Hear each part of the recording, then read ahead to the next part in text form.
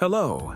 In this video, we will break down what scaffold is in Flutter and start discussing its parameters.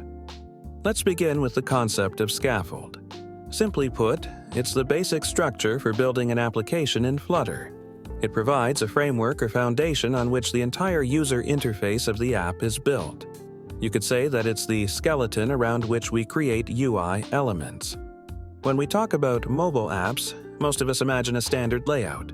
An app with a top bar called the AppBar, buttons at the bottom, some content in the center, and so on. This is exactly the kind of structure Scaffold helps to create. Our scaffold has several parameters. So far, we've been using the body parameter to pass in the main content view.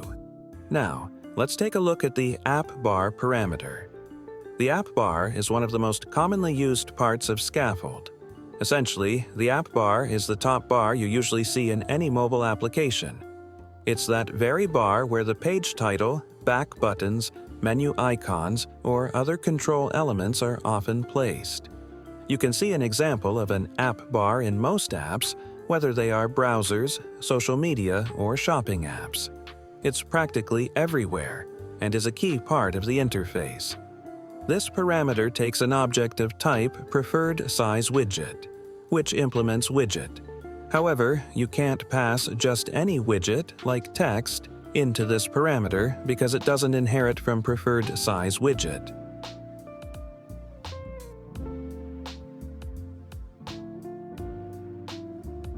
Instead, you can pass an object of type AppBar into this parameter. Our AppBar also has several parameters. One of the main parameters is the title, which is the primary title displayed on the bar. This parameter is of type widget, and it typically takes a text widget. Let's pass in a text widget with some text.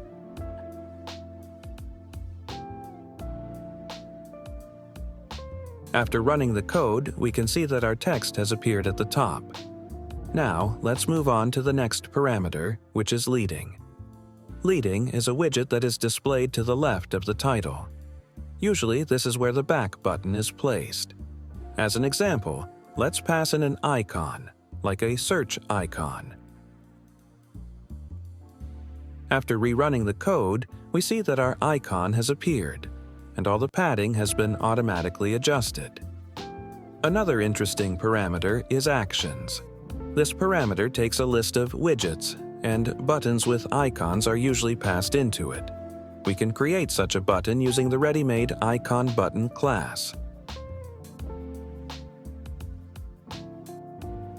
This class has two required named parameters, onPressed and icon. The icon parameter is a widget, so we need to pass in an icon such as a trash bin icon. For this, we'll use the static variable delete.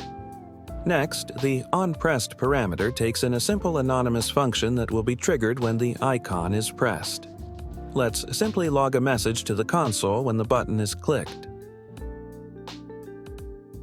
After rerunning the code, we see that the icon has appeared on the right, and if we click it, our message is logged to the console. We can add multiple icons to the actions parameter. Let's add one more.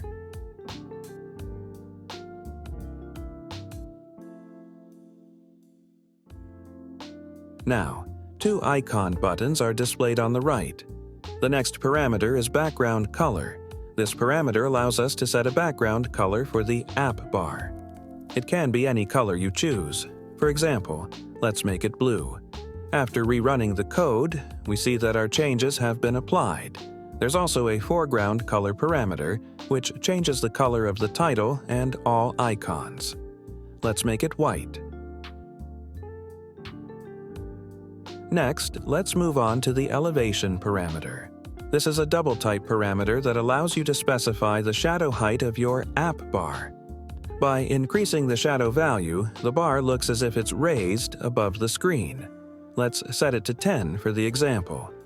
But to make this work, we also need to specify the color of our shadow using the shadow color parameter. Let's make it gray. After rerunning the code, we see that everything works. The last parameter for today is center title.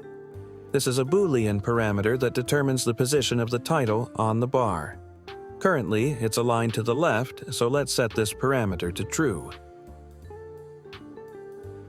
This way, our title moves to the center of the bar. So now you know what scaffold is and how to use its AppBar parameter. We've covered the key AppBar parameters and explained how they work. If you have any questions or want to learn more, feel free to ask in the comments. I'd be happy to help. Don't forget to subscribe to the channel, like this video, and hit the notification bell so you don't miss new lessons. Thanks for watching, and see you in the next video.